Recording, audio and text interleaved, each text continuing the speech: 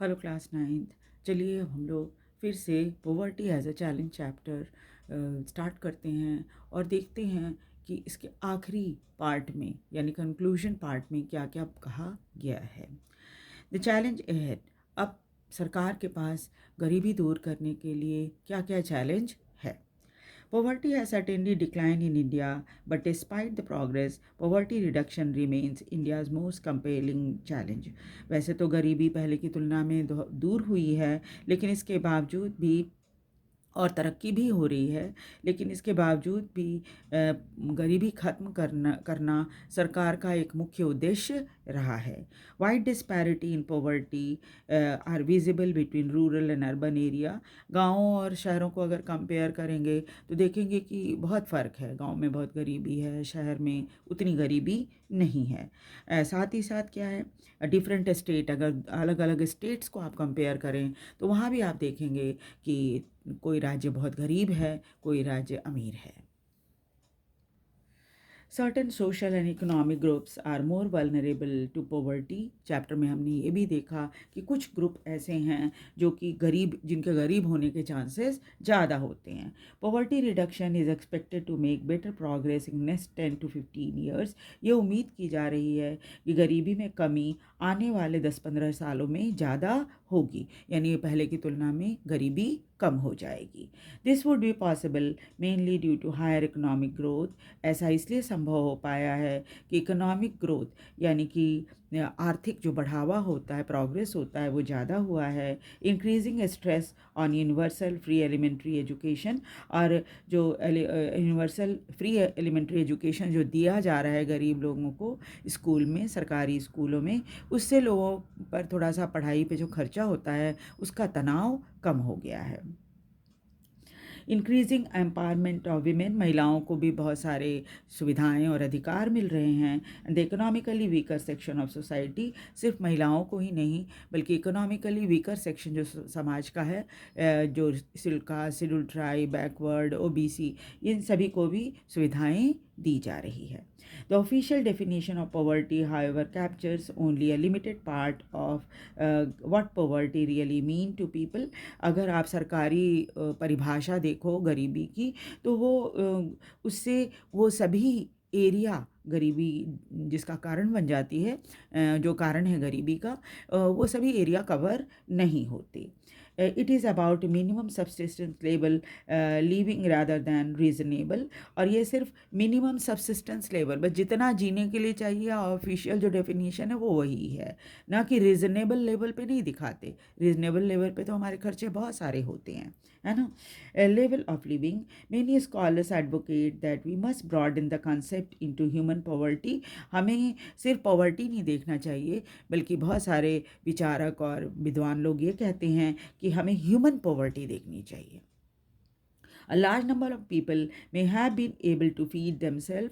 इनमें हो सकता है बहुत सारे लोग अपने इतना कमा लेते हों कि पेट भर जाए, लेकिन सिर्फ पेट भर जाना ही से गरीबी दूर नहीं होती।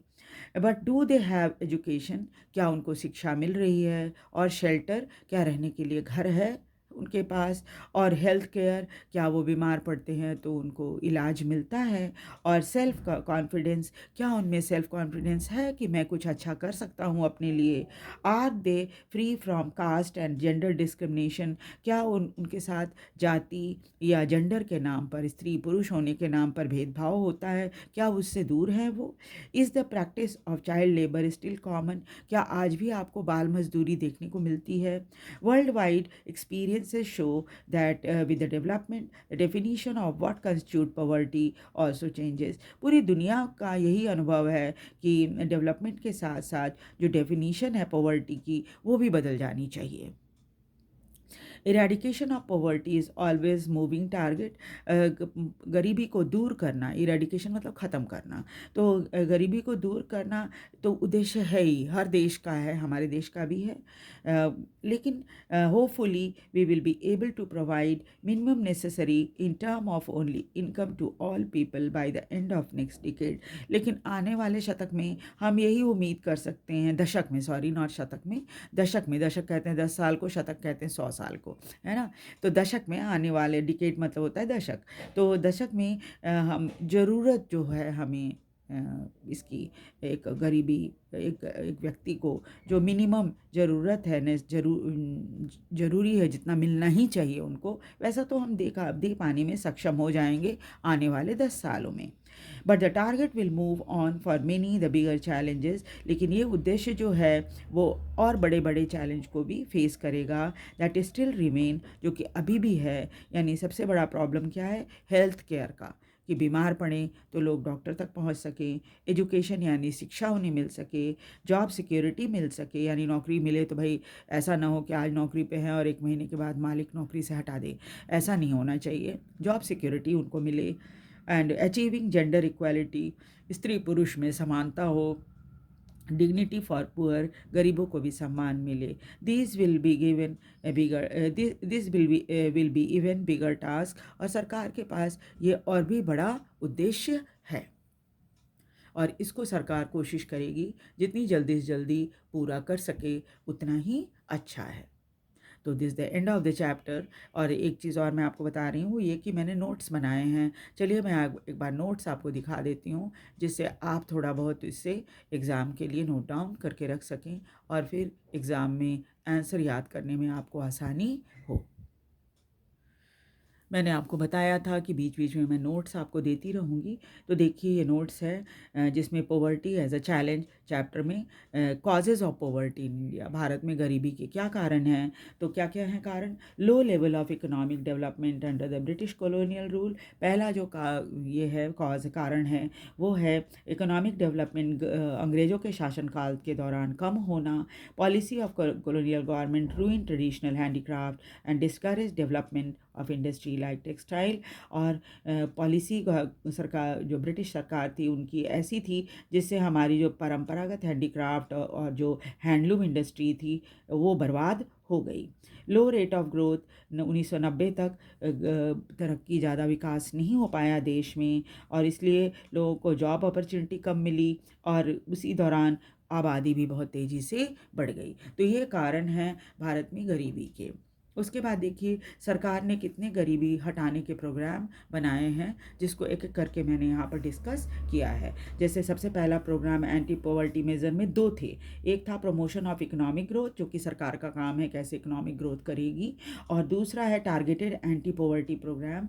तो ये टारगेटेड एंटी पॉवर्टी प्रोग्राम कौन कौन से हैं सरकार के, इसके बारे में मैंने यहाँ पर बताया है। जैसे पहला है Mahatma Gandhi national rural employment guarantee act. इस प्रोग्राम का जो मेन इम्पॉर्टेंट पॉइंट्स है वो मैंने नोट किया है, और बाकी सारे प्रोग्राम के भी नोट किए हैं। जैसे मनरेगा, जिसको मनरेगा भी कहा जाता है, it aimed at providing 100 days, providing 100 days of ways employment. ये क्या करता है? 100 दिन का काम देता है लोगों को जो कि गरीब हैं, ताकि उनको जो रोज़गार है वो मिल सके रूरल एरियाज़ में, गाँव में। Sustainable development to address the causes of drought, deforestation and soil erosion. और ऐसी डेवलपमेंट हो जिससे कि जो सूखा इलाका है या जहाँ पर पेड़ ज़्यादा कट रहे हैं, सॉइल इरोजन ज़्यादा हो रहा है, उसमें भी सुधार किया जा सके। 1/3 of the proposed job has been reserve for women. और इसमें कुछ सीटें, जगहें जो हैं नौकरी में, काम में, जो मनरेगा है उसमें महिलाओं के लिए रिजर्व कर दी गई है। उसके बाद देखिए प्राइम मिनिस्टर रोजगार योजना, इसको 1993 में स्टार्ट किया गया था, ताकि सेल्फ एम्प्लॉयमेंट अपॉर्चुनिटी पढ़े लिखे नौजवानों को जो गाँव में रहते हैं उनको दिया जा सके, और छोटे शहरों में भी जो रहते हैं उनको दिया जा सके। It help in setting up small business and industry, ताकि उनको मदद मिल सके छोटा बिजनेस या फिर इंडस्ट्रीज़ स्टार्ट करने में, है ना। छोटा बिजनेस यानी जैसे कि सिलाई वगैरह का होता है, मोमबत्ती बनाने का काम होता है, अगरबत्ती बनाने का काम होता है, बांस से टोकरी बनाने का काम होता है ना, ये सब काम इनको मिल सके। उसके बाद है रूरल एम्प्लॉयमेंट जनरेशन प्रोग्राम। ये जो है 1995 में स्टार्ट हुआ था, सेल्फ एम्प्लॉयमेंट अपॉर्चुनिटी देने के लिए गाँवों में और शहरों में। इसमें क्या सरकार ने क्या क्या टारगेट रखा था कि 25 लाख न्यू जॉब अपॉर्चुनिटीज़ दी जाएगी इस प्रोग्राम के अंदर, और सरकार इसे 10th 5 ईयर प्लान में इंक्लूड किया था इसको, इस प्रोग्राम को, यानी रूरल एम्प्लॉयमेंट जनरेशन प्रोग्राम को। उसके बाद है स्वर्ण जयंती ग्राम स्वरोजगार योजना।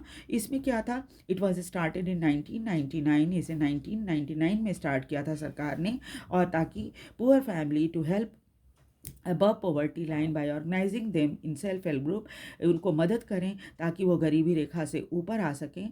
कैसे आएंगे, तो सेल्फ हेल्प ग्रुप बनेगा। इसके बारे में आप 10th क्लास में भी पढ़िएगा, सेल्फ हेल्प ग्रुप के बारे में।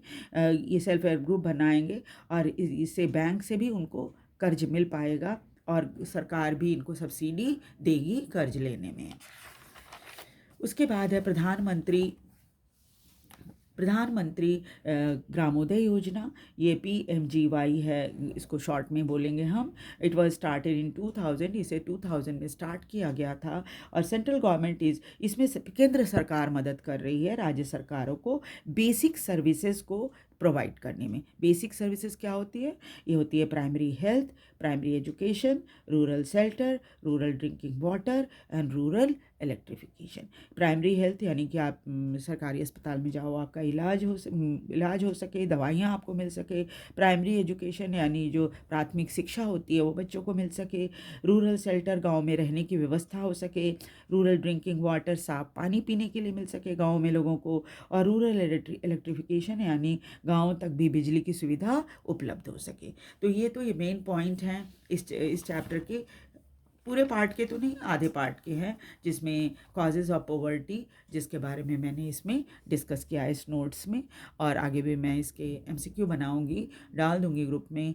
आप देखते रहिएगा इसको और नोट कर लीजिएगा, और जितना बेनिफिट हो सके उठा लीजिएगा। वीडियो को लाइक और सब्सक्राइब भी ज़रूर कर दीजिए, और शेयर भी कीजिए ताकि दूसरे बच्चे भी इसे देख सकें। Thank you very much. एक बार फिर से रिक्वेस्ट है, वीडियो को लाइक और सब्सक्राइब भी ज़रूर कर दीजिए। Thank you very much.